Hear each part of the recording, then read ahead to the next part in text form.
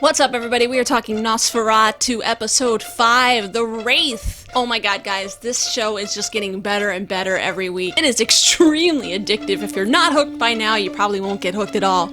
But I gotta tell you, I'm hooked, and I'm pretty sure you are too. Let's talk about what happened. There's a fly in here, and it's gonna make a nuisance out of itself, so I apologize. Hey, fly, go to Christmasland! This episode is so good. The show is just getting better and better and better with the— this freaking fly! Ow! Get out of this room! Anyways, the show is just getting better and better. Each episode gets more and more addictive. Just the right amount of dose of weirdness and supernatural elements coupled with real life scenario. The show opens with a very tight shot of Vic's bleeding eye. Ouch, that looks painful. She's on the phone with Maggie.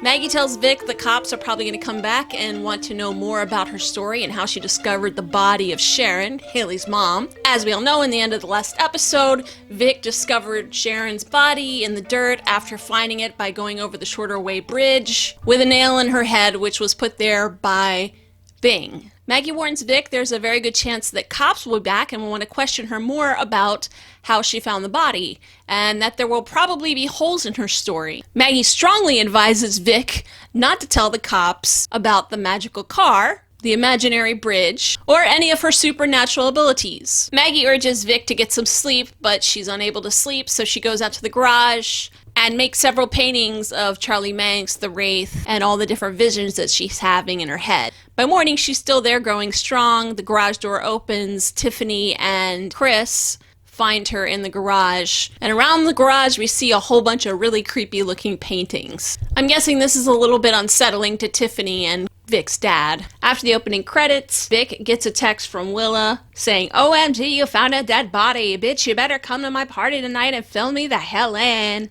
Once again, Vic's father, Chris, tries to comfort Vic a little bit by opening up about his experiences in battle when he served in the military. Vic says it's not the same, and she can't really tell him why it's not the same, because as Maggie said, if you mention that you have a magical bridge and some imaginary car that is responsible for the disappearance of Haley, chances are somebody's going to tell you you're delusional. Chris encourages Vic to open up to him about whatever it is, because going through what he went through, he kept it all bottled up. I think it's very evident at this point that Chris really does care a lot for Vic. He wants what's best for her. He knows she's going through something, even though he has no idea what exactly it is that she's going through. Despite probably not being the best father, intentions are very, very good. Chris drives Vic over to her mom's house to pick up her bike, and once again, Vic's mom mentions she does not like Vic riding around on the bike. Linda kind of starts to give Vic the third degree, asking her what was she doing out in that field, was she with Craig? Linda is also a concerned parent,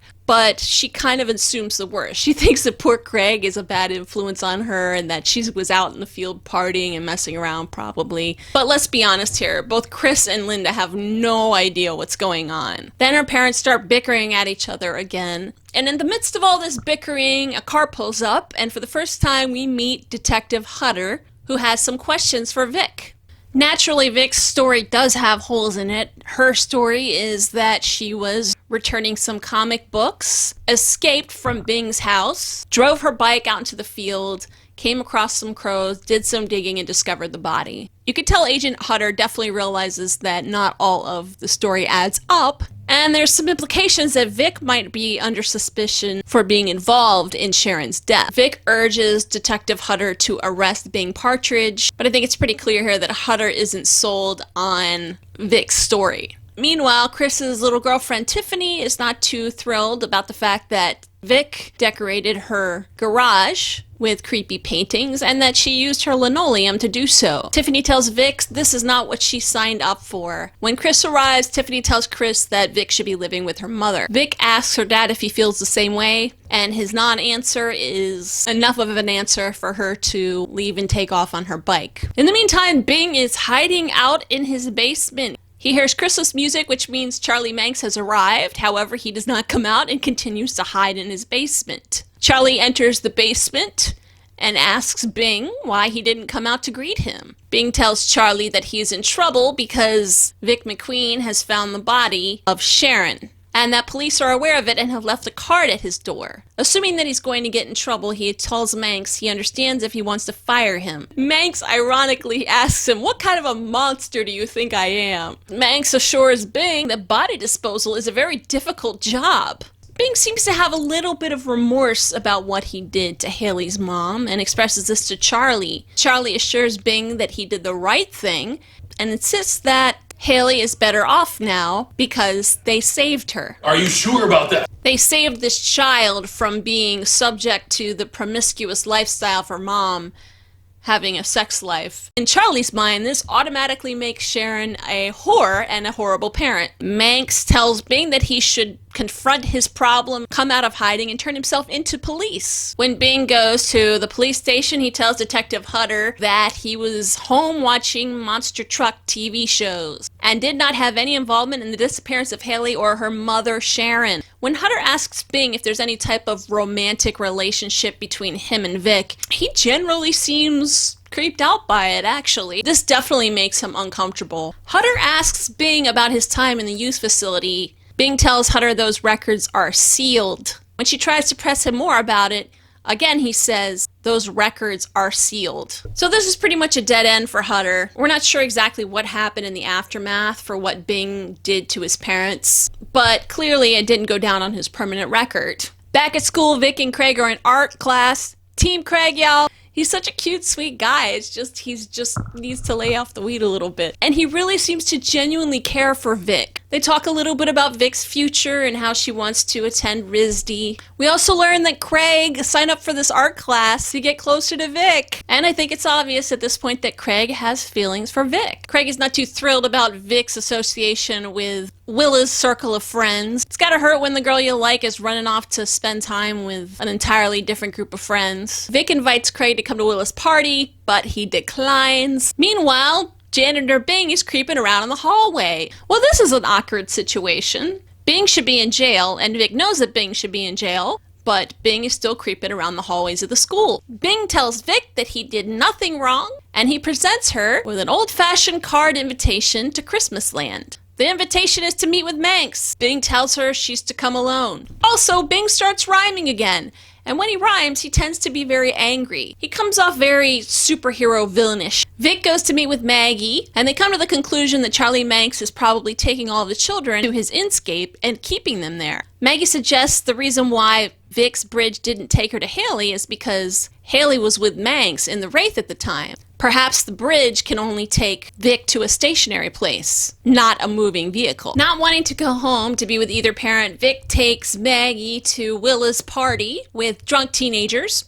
So apparently Vic doesn't drink, but she manages to down 2 drinks within a minute, and eventually comes across Drew. I'm still Team Craig. And there seems to be some interest between Maggie and Willa. I could ship that. That's a totally cute ship. Vic casually tells Drew that she has the ability to cut the fabric between reality and thought. I'm pretty sure at this point Drew is aware that Vic's had a few drinks and is probably talking metaphorically. But he says he believes her, so she kisses him. She tells him that this is her first kiss. I don't know if it's just me, but it seems like 18 is kind of late for a first kiss. Let me know what you guys think. While Maggie and Willa have a conversation, we learn that Maggie is not an orphan because her parents are dead, her parents are alive. Maggie shows Willa a magical Scrabble bag trick. She asks, who is the coolest kid in school? And her tiles spell out beans, which we learn is a nickname Willa's mom used to call her. And being a responsible, mature adult, Maggie takes Vic away from the party before she gets any more drunk and gives her a place to crash for the night at her hotel room. After all, they have a meeting with Charlie Manx in the morning, and Maggie tells Vic about the first time her mom discovered her using her Scrabble bag. Maggie tells Vic that her mom sent her to a pastor. Vic tells Maggie Chris has always taken her side and made her feel like less of a weirdo. And I think this gives a little bit of insight as to why Vic admires her father. But now her father has Tiffany and all this stuff is happening and she doesn't feel like she'll ever quite belong somewhere again. Now earlier we know that Maggie had insisted on going with Vic to meet Manx.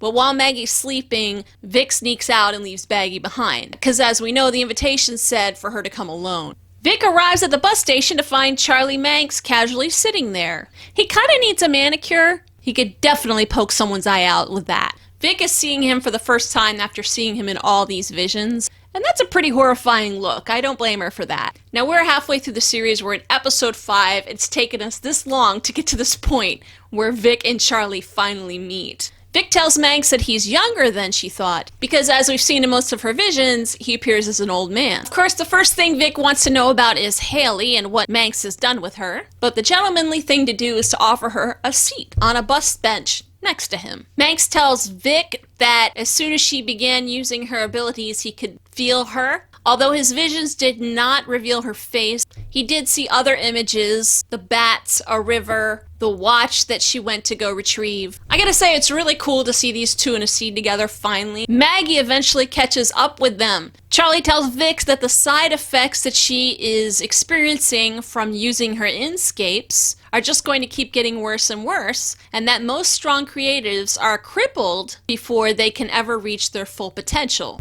Manx tells Vic that he's going to live forever because he has figured out a way to use his inscape without experiencing these side effects. Charlie offers to teach Vic his ways. Charlie also mentions to Vic that he believes that creative people do not belong among the peons of society. I think it's safe to say that Charlie is a bit pretentious. Meanwhile, while hanging out in the parking lot, Maggie discovers the Wraith. And boy, did we learn that this thing has a mind of his own, and we finally see it in action away from Charlie. Charlie tells Vic that Christmasland is his life's work, that Haley is safely there and very happy with the other children of his, and that the children need a mother. So basically, Manx wants Vic to come away to Christmasland with him and be a mom to all these creepy children that eat people. Vic declines Manx's proposal and tells Manx that she plans to find Christmasland with her bridge and burn it to the ground with him in it. We learn from Charlie that no one has ever accessed Christmasland without his Wraith. Maggie goes to open the Wraith and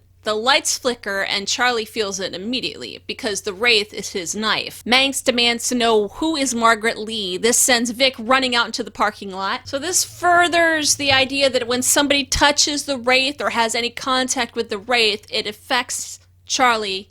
The door opens and knocks Maggie to the ground. The headlights come on and this thing is scary as hell. It's like chasing her all around the parking lot. It can drive itself. Maggie tries to escape, but eventually the car catches up with her and hits her.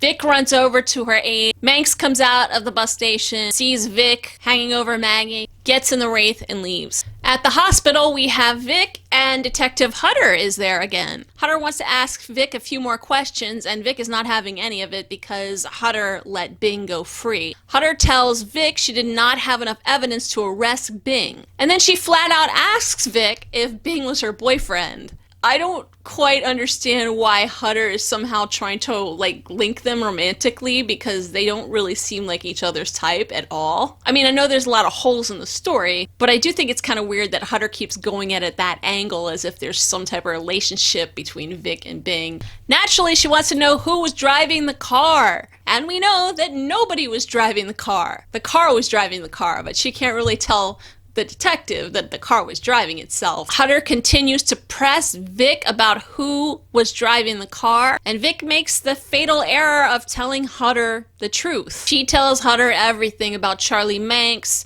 taking kids to the inscape called Christmasland, and that she uses a bridge in her imagination, and that this bridge helps her find lost things, so she thought that she would be able to help find lost children. Naturally, as Maggie predicted, this isn't going to go very well because any logical person would think that she was off her rocker. This wins Vic a one-way ticket to be committed to the psych ward. Vic reluctantly signs the form to have herself voluntarily committed for a few days, which really sucks because that's the end of the episode, and that is where the episode leaves us. But I'd like to know what you guys thought about this episode. It's definitely not as suspenseful as episode 4, but I think this might be the calm before the storm. Now, having reached episode 5, we are right smack in the middle of the series, and there seems to be a turning point here. I'm not quite sure what to think about this event at this point of the story, but I'd like to hear what you guys think, so please leave a comment below and let me know. If you guys are following the show, if you're on Twitter, follow me at Laurice F. I'll be live tweeting every Sunday night. Anyways, thanks again for watching. I will see you guys in the next video.